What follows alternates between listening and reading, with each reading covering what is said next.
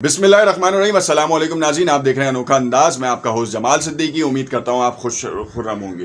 नाज़रीन कराम, fresh updates हैं, उससे पहले कुछ सवालात हैं जो आपके सामने रखेंगे, उसके बाद उस फ्रेश अपडेट्स को भी डिस्कस करेंगे। सबसे पहला सवाल ये है कि हामिद मीर को जियो ने निकाला, क्या उनको उन इदारों ने फोर्स किया जिसके खिलाफ हामिद मीर ने हर्जा सराई की? पहला सवाल ये है, सोशल मीडिया पे इसके ऊपर शदीद तरीन तहफ़्फ़ुज़ात हैं। दूसरा सवाल ये है कि हामिद मीर की रेटिंग ना होने के बराबर थी और जियो मालकान जो है उनको निकालने का जवाब ढूंढ रहे थे, और असद तूर के मामले पे होने वाले प्रोटेस्ट में जो हामिद मीर ने ज़बान इस्तेमाल की है उसके चलते हुए जियो ने अपना सेल्फ जो है वो डिसीजन लिया है और हामिद मीर को ऑफ एयर कर दिया है। और इस प्रोग्राम के मुतालिक फ्यूचर में यही प्रेडिक्ट किया जा रहा है कि इस प्रोग्राम को बंद कर दिया जाएगा और हामिद मीर का कैरियर अब जियो से ख़त्म हो गया और कैपिटल टॉक से बिल्कुल ख़त्म हो गया। तीसरा सवाल जो हमारे सामने सोशल मीडिया पे आ रहा है कि क्या किसी एक शख्स की कार्रवाई से आप किसी पूरे इदारे को बदनाम कर सकते हैं? तो इसके जवाब में बहुत से लोगों की बहुत सी राय हैं, मुग़लज़ात से भरी भी हैं और कुछ अच्छाई पे भी हैं, कुछ तख्लीकी भी हैं और कुछ तनकीदी भी हैं, तमीज़दाराना तनकीद।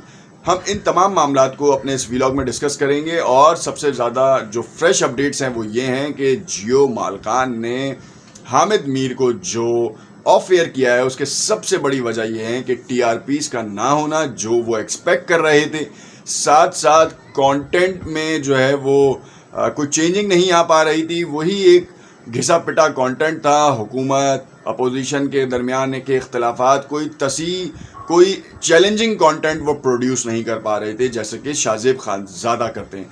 और बाज़ इतलात तो ये हैं कि अंदरूनी राइवलरी की चलते हुए हामिद मीर को ऑफ एयर किया गया है, और इसमें कितनी सदाकत है ये तो जियो की मैनेजमेंट बताएगी। रूमर्स होती हैं बहरहाल, और इसका पूरा प्रॉपर जवाब जो है जियो की मैनेजमेंट देगी। हामिद मीर की जितनी सैलरी है उसमें शदीद तरीन तहफ़्फ़ुज़ात थे जियो न्यूज़ के मैनेजमेंट को, साथ साथ उन एम्प्लॉइज़ को जिनकी सैलरीज वक्त पे नहीं आ रही थी।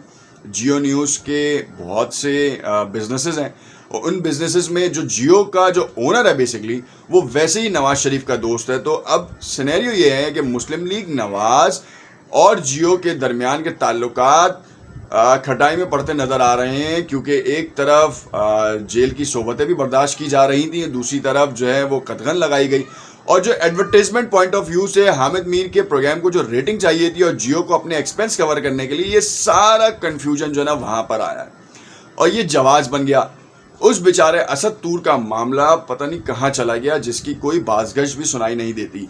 असद तूर के मामले को अपोजिशन कैश कराना चाह रही थी और उन्होंने उसको विज़िट किया। पीडीएम के सरबराह मौलाना फजलुर रहमान, शहबाज शरीफ जो हालिया जेल से ज़मानत पर रिहा होकर आए हैं, और साथ में मरियम नवाज़ ने भी उनको विज़िट किया। इस हवाले से हुकूमती इक़दामात के ऊपर बड़े उनको आड़े हाथों लिया गया और ऐसे सवालात खड़े किए गए कि अब तक तो पता ही नहीं चला।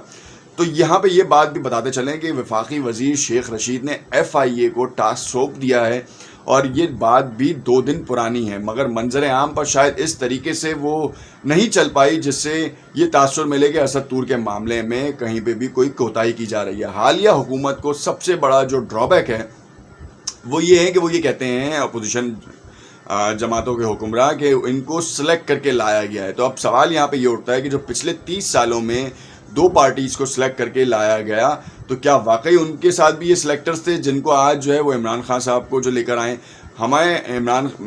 हमारा ताल्लुक़ ना इमरान खान से, ना नवाज़ शरीफ से, ना किसी इदारे से। हमारी फैक्ट्स एंड फिगर और कुछ सवालात जो सोशल मीडिया पे चलते हैं हम उसके हवाले से बात कर रहे हैं। इस सवाल का जवाब आप भी हमें जो है ना वो कमेंट्स में दीजिएगा ताकि हमें मालूम हो कि आप आम आवाम की राय क्या है, क्योंकि हम भी आम आवाम से हैं। तो हमें तो ये समझ में आती है कि पिछले 30 सालों से अगर ये हुकूमत की जा रही थी, ख़ास तौर पे मुस्लिम लीग नवाज़ पंजाब में 30 सालों से हुकूमत कर रहा था।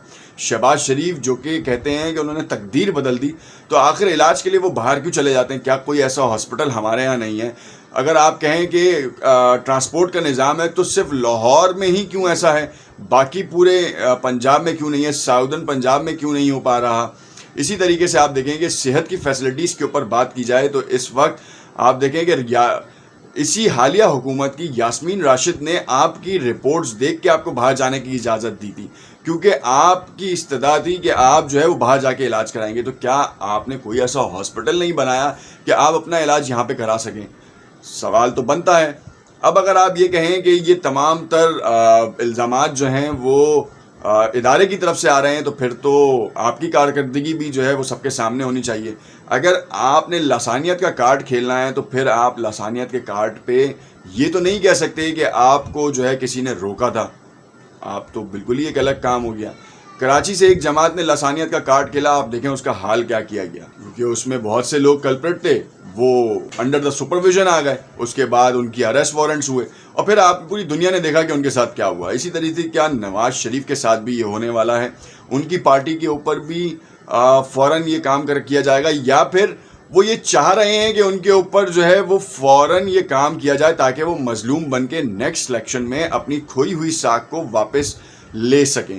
کیونکہ آپ نے دیکھا کہ ان وزراء کا جو بیلٹ تھا، جو کہ نواز شریف پچھلی حکومتیں بناتے آئے ہیں، اس بار ان کا اتحاد یا ان کی شمولیت حالیہ حکمراں جماعت کے ساتھ ہے، اور جس کی وجہ سے گورنمنٹ فارم ہوئی.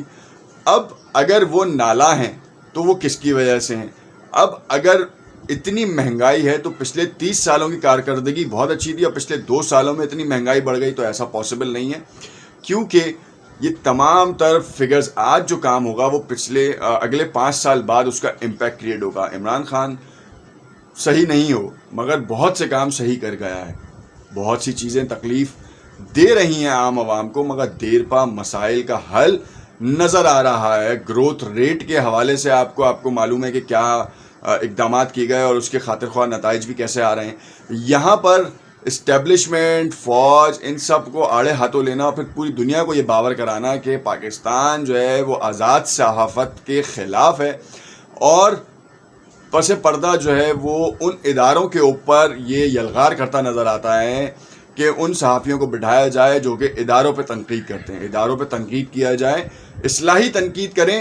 ہر ادارہ آپ کی بات کو مانے گا، مگر آپ کسی کی ذاتیات کے اوپر یا کسی ایک فرد کی غلطی سے پورے ادارے کو اگر آپ اور اس کے جو کردار کو مجروح کریں گے، جو اس کے اقدامات کو جو ہے وہ آڑے ہاتھوں لیں گے، تو پھر آپ کے اوپر بالکل کشتی جو ہے وہ آپ کے سروں پر سے جل سکتی ہے.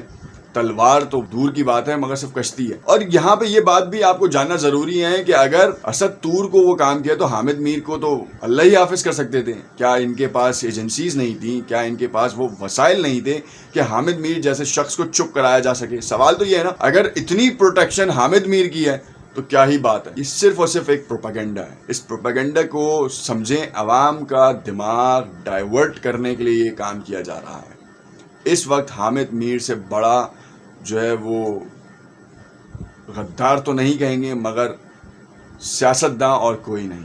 سیاست سیکھنی ہو تو حامد میر سے سیکھیں.